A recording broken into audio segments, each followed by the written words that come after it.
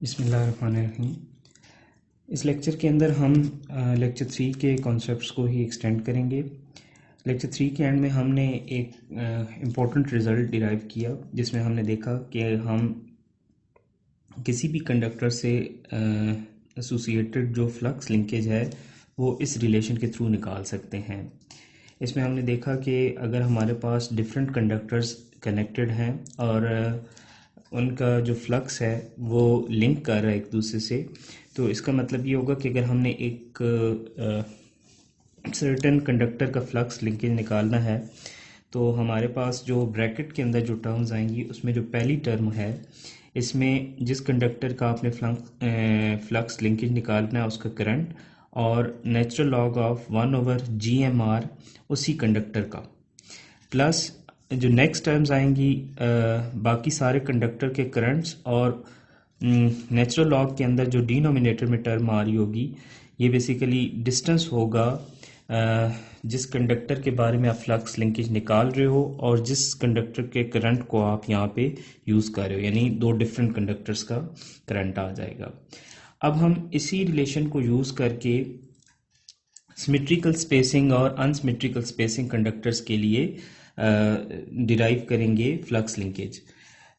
इससे पहले हम समझ लेते हैं कि सिमेट्रिकल स्पेसिंग और अनसिमेट्रिकल स्पेसिंग का क्या मतलब है। यहाँ पे सिमेट्रिकल स्पेसिंग का मतलब ये है कि आपके पास तीनों जो कंडक्टर्स हैं या जितने भी कंडक्टर्स आप कंसिडर कर रहे हैं वो सारे इक्वली स्पेस्ड हैं। इक्वली स्पेस्ड से मुराद ये है जैसे फॉर एग्जांपल कंडक्टर्स ऐसे प्लेस हो, आप तीनों कंडक्टर्स के दरमियान जो डिस्टेंस है वो फॉर एग्जांपल एक जितना है जिसको हम सपोज करें d कह देते हैं। अनसिमेट्रिकल स्पेस्ड कंडक्टर्स के अंदर कंडक्टर्स के दरमियान जो स्पेसिंग होगी वो यूनिफॉर्म नहीं होगी। जैसे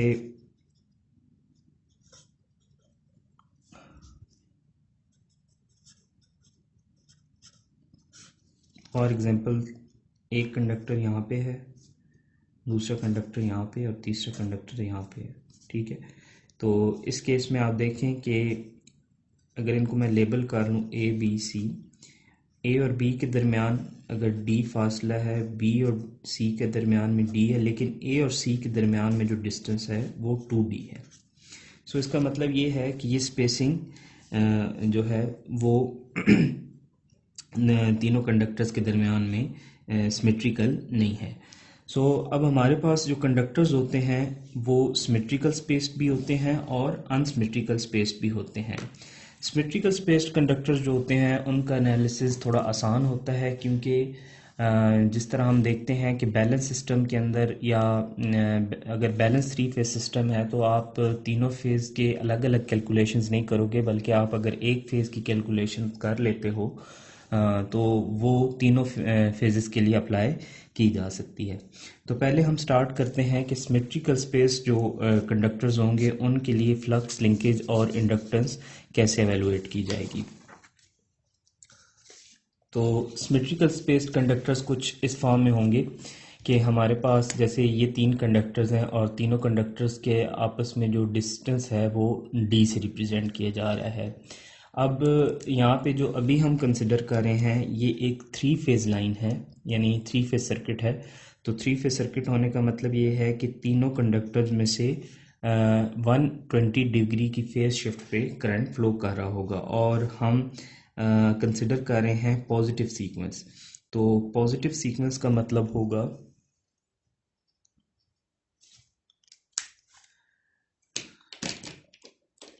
यहाँ पे पॉजिटिव सीक्वेंस का मतलब होगा कि हमारे पास अगर ए को हम रेफरेंस लेते हैं ए फेज़ को, तो सपोज करें कि इसका करंट IA है और 0 डिग्री उसका फेज़ होगा। तो जो C वाला है करंट वो यहाँ पे लाई कर रहा होगा, ये C फेज़ है तो IC। अब ये एंटी क्लॉकवाइज अगर आप देखें तो ये 120 डिग्री पे है, तो इसको आप लिख सकते हैं एंगल 120 डिग्री। इसी तरह जो B फेज़ है वो यहाँ पे है और इसके करंट को हम लिख सकते हैं IB एंगल, अगर आप एंटी क्लॉकवाइज देख रहे हैं तो ये +240 आएगा, अगर क्लॉकवाइज देखेंगे तो यही एंगल -120 आएगा।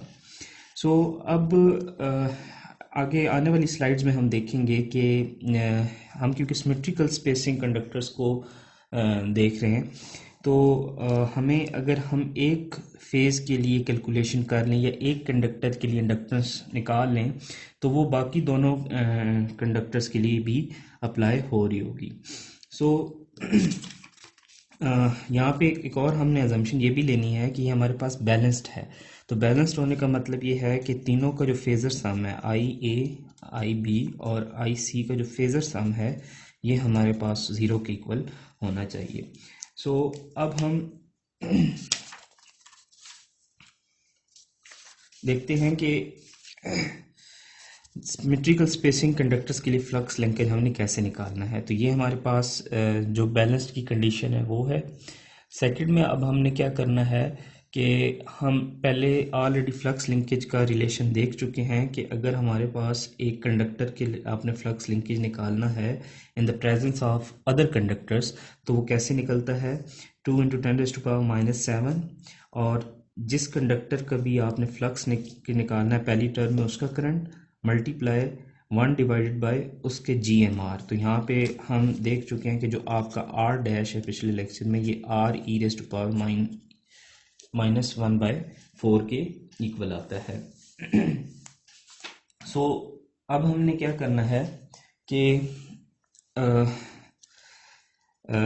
जो दूसरी टर्म होगी इसमें बेसिकली हम दूसरे कंडक्टर का करंट नेचुरल लॉग 1 जो दोनों के दरमियान यानी ए और बी के दरमियान जो डिस्टेंस है वो लिखेंगे, और ए और बी के दरमियान जो डिस्टेंस है उसको हमने डी मार्क किया हुआ है। इसी तरह जो तीसरी टर्म आएगी उसके अंदर तीसरे कंडक्टर का करंट और सी कंडक्टर या सी फेज वाला जो कंडक्टर है और ए फेज वाला जो कंडक्टर है, इन दोनों के दरमियान में जो डिस्टेंस है वो आएगा। अब एक्सप्रेशन को थोड़ा सिंपल करने के लिए हम ये जो बैलेंस्ड वाली कंडीशन है इसको यूज़ करते हैं। इसको हम इस तरह यूज़ कर सकते हैं कि इसमें हम आई बी और आई सी के एडिशन को आई ए की फॉर्म में रिप्रेजेंट कर लेते हैं, और ये जो माइनस आई ए आया है क्योंकि यहाँ पे देखें ये नेचुरल लॉग 1/d दोनों में सेम आ रहा है, तो यहाँ पे कॉमन लिया जा सकता है। ठीक है, यानी इससे नेक्स्ट स्टेप में आप यहाँ पे I B plus I C into natural log into 1/d, इस आई बी प्लस आई सी को आपने रिप्लेस कर लिया है माइनस आई ए से। अब यहाँ पे आई ए दोनों में टर्म्स में कॉमन आएगा, और जो आपकी एक्सप्रेशन एट द एंड बनेगी, क्योंकि ये माइनस साइन आ रहा है तो इसके बाद ये चीज़ कुछ इस तरह से आ जाएगी, 2 × 10⁻⁷।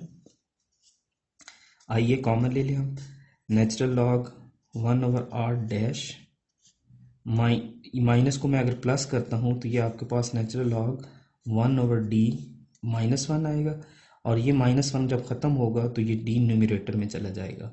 तो जब डी न्यूमरेटर में चला जाएगा और आप इन दोनों को एक नेचुरल लॉग की फॉर्म में लिखोगे तो आपका रिजल्ट आखिर में कुछ इस तरह से आ जाएगा।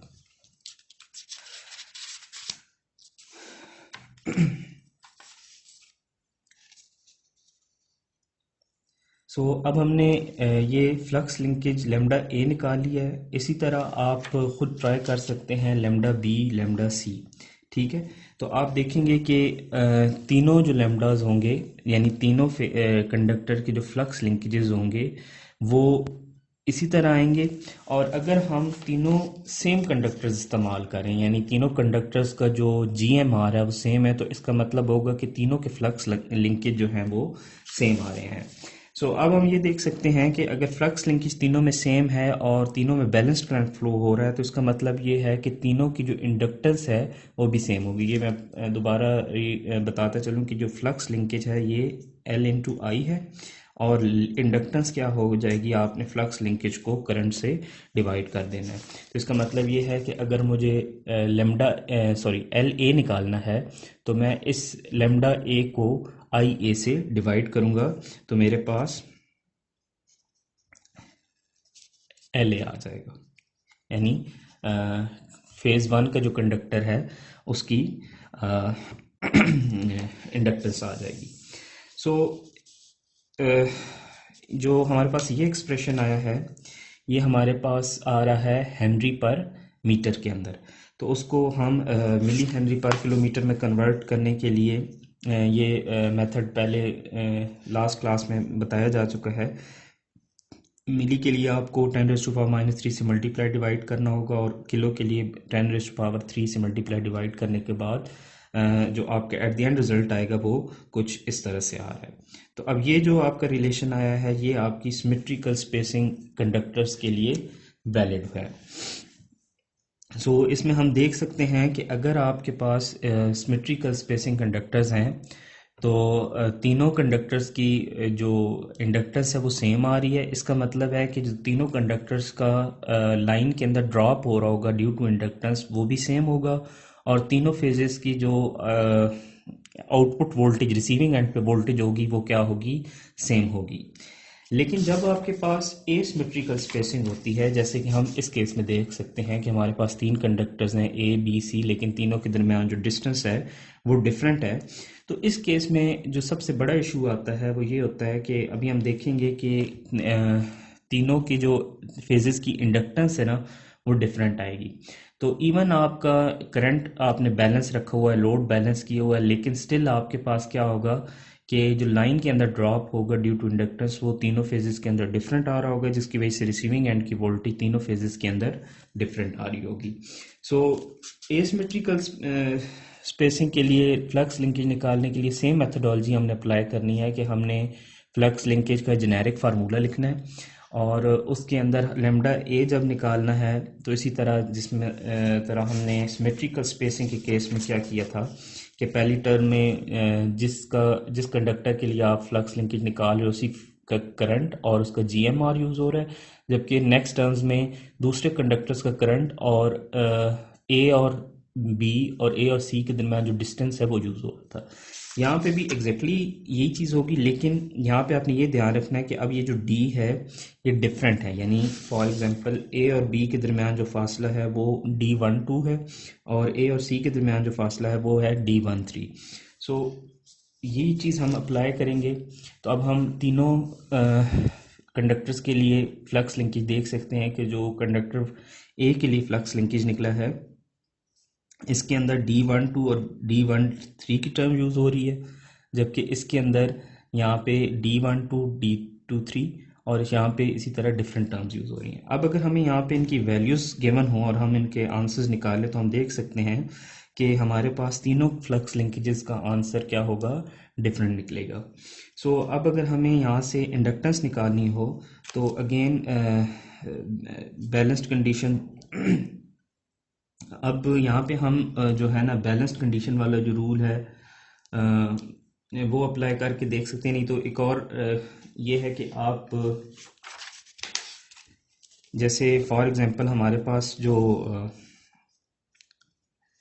आई ए है, ये हमारे पास फेज़र आई ए मैग्नीट्यूड एंगल 0 है और आई बी जो हमारे आई सी है सॉरी वो हमारे पास आई सी मैग्नीट्यूड एंगल 120 डिग्री है। तो अब अगर हम इसको बैलेंस्ड अज्यूम करें तो मैग्नीट्यूड सेम होगा और फेजेस में 120 डिग्री का फेज शिफ्ट है। तो उस फेज शिफ्ट को हम यानी ये जो आपके पास है यानी हम आई ए को अगर कॉमन ले लें तो पीछे 1 एंगल 0 बचता है, ठीक है। और इधर अगर आई ए प्लेस कर दें तो यहाँ से आपके पास 1 एंगल 120 बचता है। और अगर आई बी का मैं करंट लिखूं, आई बी का फेज़र करंट क्या होगा, आई बी मैग्नीट्यूड और एंगल 240। यहाँ पे I B is again equal to I C sorry I A के मैग्नीट्यूड के बराबर है, तो आई ए एंगल 1/240। अब इस 240 को मैं एक्सपेंड करके अगर इस तरह भी लिख सकता हूँ, यानी 1 angle 240 it can be equal to 1 angle 120 into 1 angle 120। इसमें मैग्नीट्यूड आपस में मल्टीप्लाई होंगे और फेजेस आपस में ऐड होके वो 120। इसका मतलब ये है कि मैं इस एक 1 एंगल 120 को ए अज्यूम कर सकता हूँ। और जब मैंने 240 का फेज शिफ्ट डालना है तो यही ए मेरे पास यहाँ पे भी आएगा, तो ये ए स्केयर बन जाएगा। तो यहाँ पे हमने यही किया है कि हमने बी और सी को ए की फॉर्म में रिप्रेजेंट कर लिया है, और ये जो ए और ए स्केयर है ये बता रहे हैं कि इनके दरमियान में फेज शिफ्ट कितना है। तो ए का मतलब है 1 एंगल 120, 1 मैग्नीट्यूड और एंगल 120, और ए स्केयर का मतलब है फेज 240 है। अब हमने जो रिलेशंस पहले डिराइव किए हुए थे जिनके अंदर हमने फ्लक्स लिंकेज में देखिए यहाँ पे आई ए आई बी आई सी आ रहा था ना, अब हम यहाँ पे आई बी को आई ए की फॉर्म में रिप्रेजेंट कर सकते हैं और इसी तरह आई सी को भी रिप्रेजेंट कर सकते हैं। तो तीनों टर्म्स के अंदर जो है ना आई ए कॉमन आ जाएगा। तो लेमडा ए निकालने के लिए मुझे इस पूरी एक्सप्रेशन एल ए यानी इंडक्टेंस ऑफ कंडक्टर ए निकालने के लिए मुझे इस पूरी टर्म को आई ए से डिवाइड करना है। तो जब मैं यहाँ से आई ए कॉमन ले लूँगा तो आई ए और आई ए कैंसिल आउट हो जाएगा, यानी ये आई ए जो इस लेमडा ए के अंदर आई ए आ रहा है उनसे कैंसिल आउट हो जाएगा, और एट द एंड एक्सप्रेशन आपके पास कुछ इस तरह से आ जाएगी।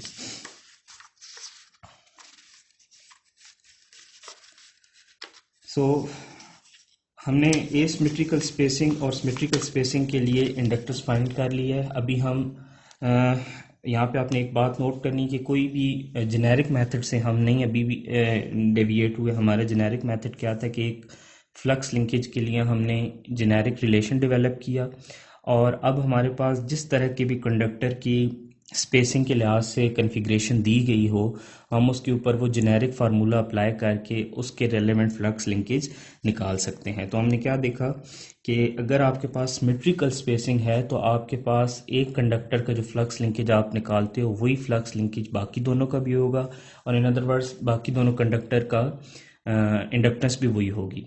जबकि एसिमेट्रिकल स्पेसिंग में ऐसा केस नहीं है। सो अब इस इशू को रिजॉल्व कैसे किया जाता है, क्योंकि हम देख चुके हैं कि अगर आप फॉर एग्जांपल एसिमेट्रिकल स्पेसिंग है तो इस एसिमेट्रिकल स्पेसिंग की वजह से तीनों कंडक्टर्स के अंदर डिफरेंट इंडक्टेंस होगी। डिफरेंट इंडक्टेंस की वजह से जो लाइन का ड्रॉप होगा तीनों फेजेस के अंदर वो डिफरेंट होगा, और तीनों फेजेस की जो रिसीविंग एंड वोल्टेज होगी वो भी डिफरेंट होगी। सो अब हम जो रिसीविंग एंड पे वोल्टेज है उसको बैलेंस रखना चाहते हैं, यानी तीनों पे लाइन का ड्रॉप तीनों के लिहाज से सेम हो, और रिसीविंग एंड की वोल्टेज है वो तीनों फेजेस के लिहाज से सेम आ रही हो। तो इसको करने के लिए हम क्या करते हैं कि हर कुछ फासले के बाद हम जो है ना लाइंस को ट्रांसपोज कर देते हैं। ट्रांसपोज करने का मतलब ये है कि लाइन की पोजीशंस को आपस में स्वैप करते हैं। जैसे इस केस में आप देख सकते हैं फॉर ये कुछ पीरियड 1 जो है इसके लिए हमारे पास स्टार्ट में ए कनेक्टेड है, फिर बी है, फिर सी है, लेकिन कुछ फासले बाद हमने इसको सी को ए वाली लोकेशन पे भेज दिया है। ए वाला जो कंडक्टर है वो बी वाली लोकेशन पे आ गया और बी वाला सी वाली लोकेशन पे आ गया है।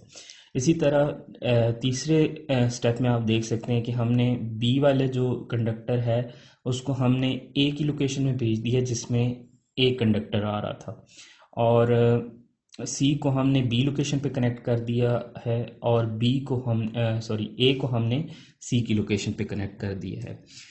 अब इससे जब आप इंडक्टेंस निकालोगे ना हर इंटरवल की, तो उनमें कोई चेंजेस ऐसा सच आपको फील नहीं होंगी, लेकिन जब आप एवरेज इंडक्टेंस निकालोगे ना तब आपके पास तीनों की इंडक्टेंस सेम होगी। क्योंकि तीनों की इंडक्टेंस इसलिए सेम होगी क्योंकि आपके पास जो है ना आपने डिस्टेंस चेंज कर दी। जैसे फॉर एग्जांपल यहाँ पे ए और सी के दरमियान जो डिस्टेंस है वो फॉर एग्जांपल डबल है, यानी अगर इस डिस्टेंस को हम कहते हैं डी, इस लेंथ को, तो यहाँ भी अगर हम डी अज्यूम करते हैं तो पहले सिनेरियो में ए और सी के दरमियान जो फासला है वो है 2d, लेकिन यहाँ पे आपके पास ए और सी में कितना फासला है d, और यहाँ पे ए और सी में फिर d। इसका मतलब है जो यहाँ इंडक्टेंस है इसमें ये डिफरेंट होगी इन दो इंटरवल से।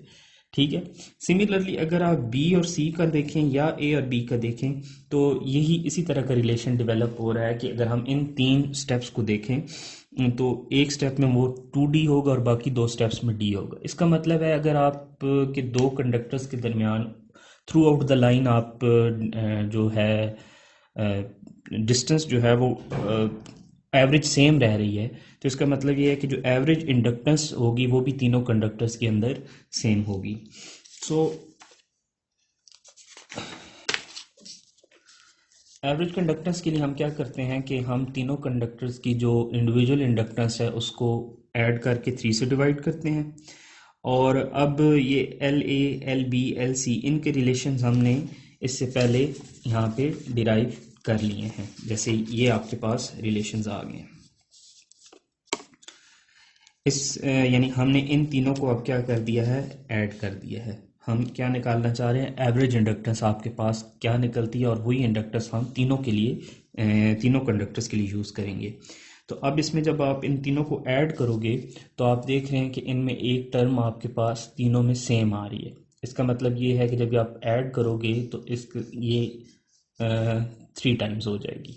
सो यहाँ पे आप देख सकते हैं कि यहाँ पे आपके पास जो 3 नेचुरल लॉग 1/r डैश है ये 3 टाइम्स हो गया। इसके अलावा आप अगर यहाँ पे देखें तो ये बाकी के साथ ये माइनस आपको शो हो रहा है।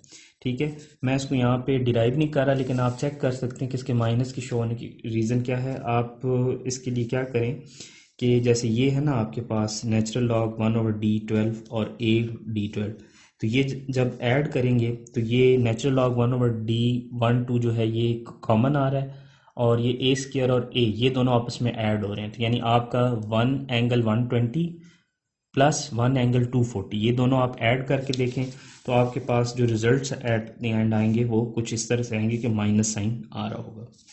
सो और जो ये 3 है ये इस एवरेज का 3 आ रहा है। सो अब आपने क्या किया कि ये आपने एवरेज निकाल ली। अब इसको हम थोड़ा कम्पैक्ट फॉर्म में लाने के लिए हम क्या करते हैं, क्योंकि हमने जितने भी इंडक्टेंस के रिलेशंस पढ़ने हैं उनके अंदर नेचुरल लॉग के आगे ब्रैकेट के अंदर एक न्यूमरेटर होगा और एक डिनोमिनेटर होगा। ये आप लोगों ने याद रखना है कि हमेशा आपके पास नेचुरल लॉग के अंदर एक न्यूमरेटर एक डिनोमिनेटर होगा। न्यूमरेटर के अंदर जो टर्म्स आएंगी उनका तल्लक, अगर आप एक कंडक्टर के बारे में फ्लक्स के मतलब फ्लक्स लिंकेज निकाल रहे हो तो न्यूमरेटर की टर्म का तल्लक दूसरे कंडक्टर से होगा, जबकि डिनोमिनेटर की टर्म का तल्लक उसके अपने साथ होगा। यानी अगर आपके पास एक फेज के अंदर मल्टीपल कंडक्टर्स हैं तो जो डिनोमिनेटर के अंदर सारी टर्म्स आएंगी उनका तल्लक उसी फेज के कंडक्टर्स के साथ होगा। ये अगले आने वाली स्लाइड्स में हम देखेंगे। सो फॉर टाइम भी हम देख सकते हैं कि जब हम इसको मज़ीद सॉल्व करते हैं, जैसे यहाँ पे आप देख सकते हैं कि हमने 3 इंटरनल मल्टीप्लाई किया है तो ये 3 इस 3 के साथ कैंसिल आउट हो गया, तो इसलिए नेचुरल लॉग 1/r डैश यहाँ पे आ गया। जबकि जो अगली 3 टर्म्स हैं इनके साथ ये माइनस आ रहा है, माइनस आप कॉमन ले लें, ठीक है। और आप जब इनको तीनों को इकट्ठा करेंगे तो ये natural log 1/d12 d2 d13, और ये जो 3 आपने इंटरनली मल्टीप्लाई किए थे ये यहाँ पे साथ मल्टीप्लाई हो रहा होगा। तो 1/3 जब आप करोगे यानी ये कुछ इस तरह से होगा। इस नेक्स्ट स्टेप में मैं सिर्फ इन तीनों के लिए ये चीज़ सॉल्व कर रहा हूँ। माइनस कॉमन ले, natural log 1/d12 plus natural log 1/d23 plus natural log 1/d13।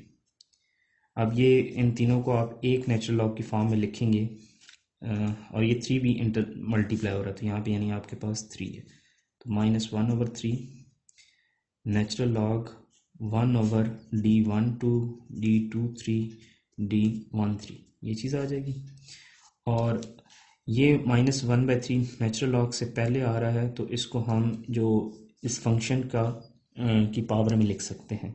सो ये अब हमारे पास minus natural log 1/d12 d23 d13 और ओवरऑल पावर आ जाएगी 1/3, और ये 1 की भी पावर है और इसकी भी, और ये माइनस साइन जब आप यहाँ पे लगाएंगे तो ये डिनोमिनेटर की सारी टर्म न्यूमरेटर में आ जाएगी। तो एट द एंड आपके पास जब आप इस नेचुरल लॉग को और इस नेचुरल लॉग को इकट्ठा करके एक में लिखेंगे तो आपके पास फाइनल रिजल्ट कुछ ऐसे आएगा। जो हमारा रिजल्ट लास्ट स्लाइड में आया है वो हेनरी पर मीटर में था, तो उसको हम मिली हेनरी पर किलोमीटर में कन्वर्ट करेंगे तो हमारे पास कुछ रिजल्ट इस तरह से आएगा। अब अगर हम अपने इस रिज़ल्ट को कंपेयर करें सिमेट्रिकल लाइंस के रिज़ल्ट्स के साथ तो आप देख सकते हैं कि हमारे पास रिज़ल्ट सेम आ रहा है। जैसे देखें कि इसमें सिमेट्रिकल स्पेसिंग में हमारे पास result 0.2 natural log D over R dash, और डी था हमारे पास दो कंडक्टर्स के दरमियान डिस्टेंस। यहाँ पे भी कुछ इसी तरह है कि आपके पास जो एवरेज इंडक्टेंस आ रही है वो आर डैश, क्योंकि हम अज्यूम कर रहे हैं कि तीनों कंडक्टर सेम रेडियस के हैं, तो इसका मतलब है तीनों के अंदर आर डैश सेम आएगा। और जी एम डी क्या चीज़ है, जिस तरह वहाँ पे आपके पास दो कंडक्टर्स के दरमियान स्पेसिंग को हमने डी कहा था, यहाँ पे जी एम डी एक ज्योमेट्रिक मीन डिस्टेंस है, जो कि तीनों कंडक्टर्स के दरमियान का जो फासला है उसका ज्योमेट्रिक मीन ले रहे हैं। सो इससे हमें ये पता चला कि ट्रांसपोजिशन से हमारे पास जो at the end average inductance निकलती है लाइंस की, वो तीनों के लिए सेम निकलती है, और वो वही रिजल्ट आता है जो आपके पास सिमेट्रिकल स्पेसिंग के लिए आता है। अभी तक जितने केसेस भी हमने डिस्कस किए हैं, इनके अंदर जो हमारा कंडक्टर था वो सॉलिड कंडक्टर था, यानी ना तो उस कंडक्टर के अंदर कोई स्ट्रैंड्स थे, ना वो कंडक्टर स्पिरल था। और हमने जो केसेस अभी तक डिस्कस कर लिए हैं उनमें हमने सिंगल फेज़ का केस डिस्कस किया, और अभी हमने 3 फेज़ के 2 केस डिस्कस किए जिसके अंदर हमने सिमेट्रिकल और एसिमेट्रिकल स्पेसिंग देखा। तो ये 3 मेन केसेस थे जो अभी तक हमने डिस्कस किए हैं। अब हम क्या करेंगे कि हमारे पास जो ट्रांसमिशन लाइंस होती हैं उनके अंदर ज़रूरी नहीं है कि एक फेज़ के एक ही कंडक्टर हो, और दूसरा कंडक्टर सॉलिड भी नहीं होता, क्योंकि सॉलिड कंडक्टर्स की जो स्ट्रेंथ होती है वो बहुत कम होती है। तो कंडक्टर की स्ट्रेंथ बढ़ाने के लिए एक ओवरऑल कंडक्टर के अंदर मल्टीपल स्ट्रैंड्स होते हैं, और उन स्ट्रैंड्स को फिर स्पिरल फॉर्म में जोड़ा गया होता है जिससे उसकी स्ट्रेंथ बढ़ जाती है। यहाँ पे एक चीज़ ये बताता चलूँ कि जब आप स्ट्रैंड्स बनाते हैं कंडक्टर्स के, तो जो कंडक्टर आप स्ट्रेट लगा रहे थे और जो स्ट्रैंड में इस्तेमाल हो रहा होगा, फॉर एग्जाम्पल स्ट्रैंड्स में आप इस तरह करके कंडक्टर्स को जोड़ते हो और इनको अपोजिट डायरेक्शन में ट्विस्ट देते हो। ट्विस्ट देने से अब क्या होगा कि जिस लेंथ का ये कंडक्टर था, इतनी ही लेंथ के लिए आपको ये एक स्ट्रैंड ज़्यादा चाहिए होगा। तो लेंथ बढ़ जाने से कंडक्टर की अल्टीमेटली उसकी रेजिस्टेंस और जो बाकी प्रॉपर्टीज़ हैं वो भी चेंज हो जाती हैं, लेकिन इससे आपकी जो मैकेनिकल स्ट्रेंथ होती है कंडक्टर की वो ज़्यादा हो जाती है। सो अभी तक जितने हमने रिजल्ट्स डिराइव किए हैं वो हमने किए हैं एक सिंगल सॉलिड कंडक्टर के लिए।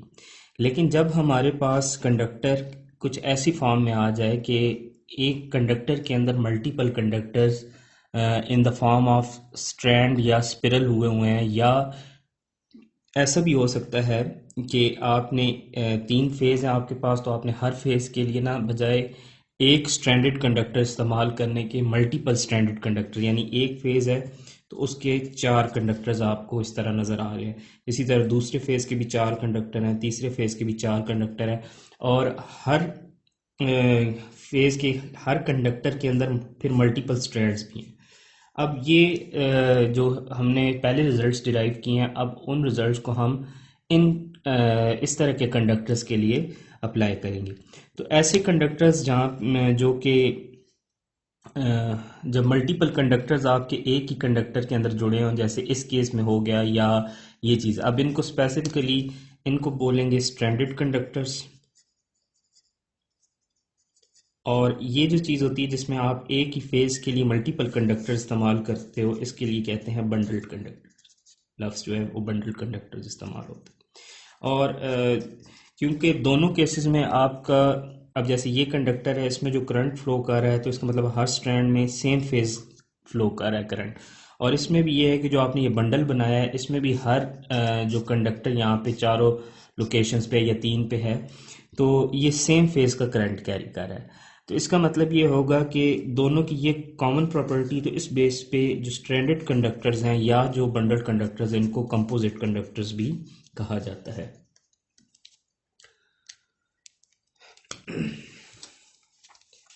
सो अब हमारा पास जो केस है वो कुछ इस तरह का है कि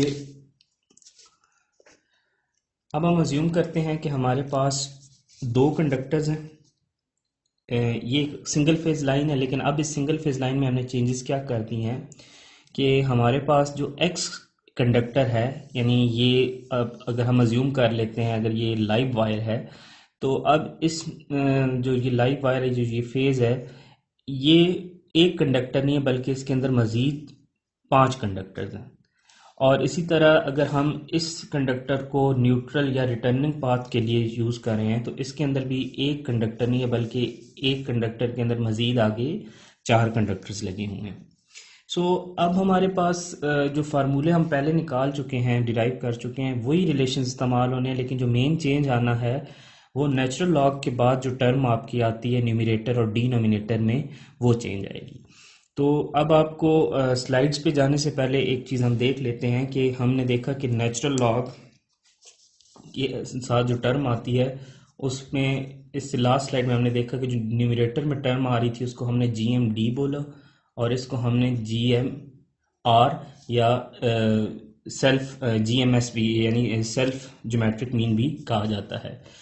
तो जो GMD होगा ये आपने याद रखना है कि हमेशा एक कंडक्टर से, यानी एक कंडक्टर से मुराद ये है ये वाला पूरा एक कंडक्टर है, एक कंडक्टर से दूसरे कंडक्टर के दरमियान में जो रिलेशन होगा उसको दिखा रहा होगा, यानी उसका जो ज्योमेट्रिक मीन है। यानी अब अगर आपने अगर आपने GMD अब निकालना है तो आप A और B डैश का डिस्टेंस देखेंगे, A और C डैश का डिस्टेंस, A और A डैश का, A और M का, इसी तरह फिर B और B डैश का, B और C डैश का, B और A डैश का, यानी हर इस साइड पे हर कंडक्टर का जो इस साइड के सब कंडक्टर्स के साथ डिस्टेंस बनता है उनको इकट्ठा करके आपने मल्टीप्लाई करना और उसका आखिर में ज्योमेट्रिक मीन, ये चीज़ कहलाएगी ज्योमेट्रिक मीन डिस्टेंस। जबकि जो ज्योमेट्रिक मीन रेडियस होगा वो ये होगा कि जो एक कंडक्टर है उसके अपने ही स्ट्रैंड्स के दरमियान या अपने ही सब कंडक्टर्स के दरमियान में जो गैप है, जैसे A और B का गैप, A और C, A और N, A और D, इनके दरमियान जो फासला है जब आप उनको इकट्ठा करोगे और उसका मीन आप निकालोगे ज्योमेट्रिक मीन, तो वो आपका कहलाएगा GMR। इससे पहले GMR हम सिंपल किसको कह रहे थे, R डैश को। उसके रीज़न ये थी कि उस वक्त हमारे पास एक ही कंडक्टर था और उस कंडक्टर का वो सॉलिड कंडक्टर था, उसमें स्ट्रैंड्स भी नहीं थे और ना ही उसमें हम एक फेज के लिए मल्टीपल कंडक्टर्स इस्तेमाल कर रहे थे, तो इसलिए वहाँ पे R डैश था। लेकिन अब हम क्या कर रहे हैं, हम दो केसेस डिस्कस करेंगे। यानी एक केस ये हो सकता है कि कंडक्टर ओवरऑल एक ही है लेकिन उसके अंदर स्ट्रैंड्स है, उस केस में भी जो आपका ये GMR है चेंज हो जाएगा। और दूसरा केस ये हो सकता है कि आपके स्ट्रैंडेड भी हैं और साथ ही आप एक फेज के लिए मल्टीपल कंडक्टर्स यानी बंडलिंग कर रहे हैं। तो आपने GMD और GMR में फ़र्क याद रखना। मैं दोबारा बता देता हूँ कि GMD हमेशा अगर आपके पास ये एक फेज़ है तो इस फेज़ या ये एक कंप्लीट कंडक्टर है तो इस कंडक्टर या इन सब कंडक्टर्स का जो डिस्टेंस दूसरे फेज़ के साथ या दूसरे कंडक्टर के सब कंडक्टर्स के साथ आएगा वो GMD के अंदर लिखोगे। जबकि GMR में क्या होगा कि इनका आपस में जो डिस्टेंस है वो GMR में आएगा। इसी तरह अगर आप इसका निकाल रहे हैं तो इनका आपस में जो डिस्टेंस का मीन निकलता है ज्योमेट्रिक मीन, वो GMR में आएगा। अब हम अज्यूम करते हैं कि सपोज करें कि ये जी एक X कंडक्टर है, ठीक है, और इसके अंदर हर कंडक्टर इक्वल करंट कैरी कर रहा है। यानी अगर इसमें I करंट फ्लो कर रहा है तो टोटल 5 कंडक्टर्स हैं या 5 स्ट्रैंड्स हैं, तो जो इसमें हर स्ट्रैंड से करंट फ्लो कर रहा होगा वो I डिवाइडेड बाय 5 हो जाएगा। इसी तरह अगर n कंडक्टर्स हैं, यानी ये जो n रिप्रेजेंट कर रहा है कि ये मल्टीपल भी हो सकते हैं, तो इसमें जो करंट फ्लो कर रहा होगा वो आपके पास होगा I डिवाइडेड बाय n। इसी तरह इसके अंदर भी हर स्ट्रैंड के अंदर करंट क्या होगा, सेम फ्लो कर रहा होगा, डिवाइड हो रहा होगा, तो इसमें आपके पास आ जाएगा I डिवाइडेड बाय n।